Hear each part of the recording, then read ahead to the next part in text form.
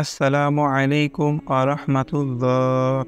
সুপ্রিয় দর্শক ও শ্রোতা মণ্ডলী, আশা করি মহান রাব্বুল আলামিনের অশেষ মেহেরবানিতে আপনারা ভালো আছেন। জান্নাতে যাওয়ার কামনা বাসনা কার না আছে? তা আবার বিশ্বনবী সাল্লাল্লাহু আলাইহি ওয়াসাল্লাম নিজ হাতে ধরে জান্নাতে প্রবেশ করাবেন। মুমিনের জন্য এর চেয়ে বড় সৌভাগ্য আর কি হতে পারে? কি এমন আমল রয়েছে যার বিনিময়ে তিনি তার উম্মতকে হাত ধরে জান্নাতে প্রবেশ করাবেন? হ্যাঁ, ছোট্ট একটি আমল রয়েছে। হাদিসে বর্ণনায় এমনটি এসেছে, যা দিনের শুরুতে করতে হয়, তবে এই আমলটির বাস্তবায়নই হচ্ছে মূল কথা।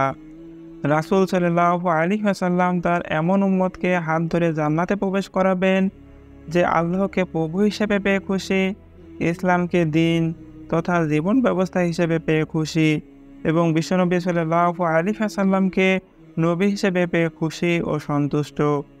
হাদিসে পাকে এই আমলটির কথাই বলা হয়েছে।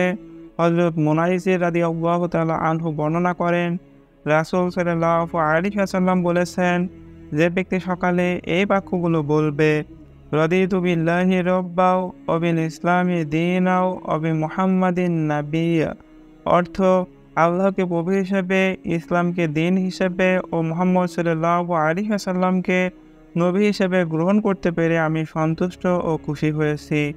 এই ঘোষণাকারীর জন্য আমি দায়িত্ব গ্রহণ করেছি যে তার হাত ধরে তাকে জান্নাতে প্রবেশ করাবো। অন্তরে বিশ্বাস, মুখের স্বীকৃতি ও কাজের বাস্তবায়নের মাধ্যমে প্রতিদিনের এই ঘোষণায় প্রিয় নবী সাল্লাল্লাহু আলাইহি ওয়াসাল্লাম তার প্রিয় উম্মতকে নিজের মোবারক হাতে ধরে জান্নাতে প্রবেশ করাবেন। আর যে উম্মতকে প্রিয় নবী সাল্লাল্লাহু আলাইহি ওয়াসাল্লাম নিজ হাতে ধরে জান্নাতে প্রবেশ করাবেন, তার জন্য এর চেয়ে সৌভাগ্যের আর কি হতে পারে? সুতরাং মুমিন মুসলমানের জন্য অত্যন্ত জরুরি দিনের শুরুতে এই ঘোষণা দেওয়া এবং দিনব্যাপী সব কাজে এই ঘোষণার বাস্তবায়ন করা, আর তাতেই মিলবে বরকতময় জান্নাত পাওয়ার এই সৌভাগ্য। আল্লাহ তাআলা মুসলিম উম্মাহকে সৌভাগ্যের এই মর্যাদা পেতে হাদিসে ঘোষিত আমলটি যথাযথভাবে করার তৌফিক দান করুন। আমিন।